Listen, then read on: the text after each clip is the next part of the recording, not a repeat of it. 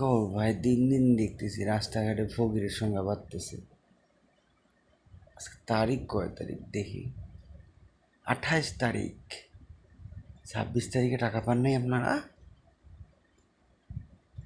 সেই তো বলি ভাই, রাস্তাঘাটে ফকির এত কেন বাড়ছে? লোডের দোকানের ব্যবসাও কমে গেছে।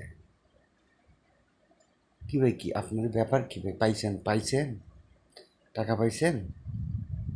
পান নাই? হ্যাঁ,